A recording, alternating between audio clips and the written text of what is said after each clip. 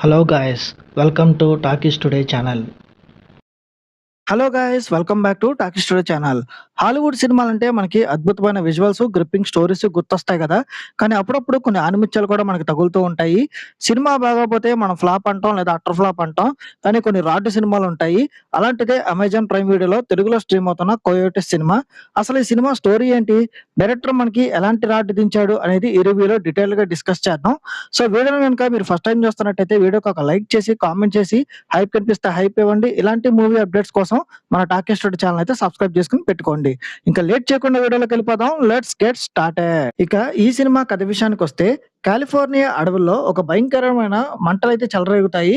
ఆ మంటలకి భయపడి అడవిలో ఉండే కయోటీస్ అంటే మన ఊర్లో అడవి కుక్కల్ని హాలీవుడ్‌లో కయోటీస్ అంటారనమాట.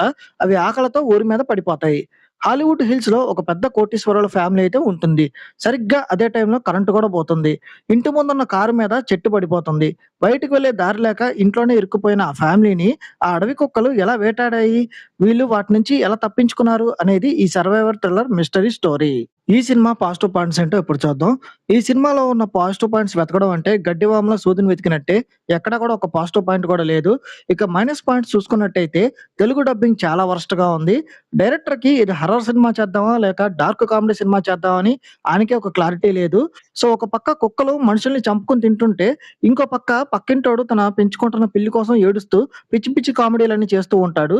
ఎక్కడ భయపడాలో, ఎక్కడ నవ్వాలో కూడా అర్థం గాక మన బ్రెయిన్ కూడా ఫ్రై అయిపోతుంది. ఇక ఈ సినిమా టెక్నికల్ డిపార్ట్‌మెంట్ చూసుకున్నట్టయితే, ఈ సినిమాకి అతిపెద్ద మైనస్ ఏంటంటే కుక్కల వీఎఫ్ఎక్స్ అని చెప్పొచ్చు. గ్రాఫిక్స్ నేర్చుకుంటున్న కుర్రాడు కూడా సిగ్గుపడేలా ఉంటాయి ఆ విజువల్స్ అన్నీ. ఒక్కో సీన్‌లో కుక్కలకి లైటింగ్ ఉండదు, షాడో ఉండదు. అవి నేల మీద నడుస్తున్న ఫీలింగ్ కూడా రాదు. ఎవడో ఫ్రీ ఏఐ టూల్స్ వాడి జనరేట్ చేసిన బొమ్మల్లా ఉంటాయి తప్ప, అసలు నిజమైన జంతువులాగా అస్సలు కనిపించవు. భయం వేయాల్సిన చోట ఆ కుక్కల ఎక్స్‌ప్రెషన్స్ చూస్తే మనకి పగలబడి నవ్వొచ్చేస్తుంది. అంత వరస్ట్‌గా ఉన్నాయి మొత్తం. ఇంకా ఓవరాల్‌గా చెప్పాలంటే, ఈ సినిమాకి రేటింగ్ ఇవ్వడం కంటే, ఆ కుక్కలకి బిస్కెట్‌లేయడం బెటర్. మీ టైం బొక్క పెట్టుకోవాలనుకుంటే, చెత్త గ్రాఫిక్స్ మీద జోకులేసుకుంటూ నవ్వుకోవాలనుకుంటే, ఈ సినిమాని ఒకసారి చూడండి.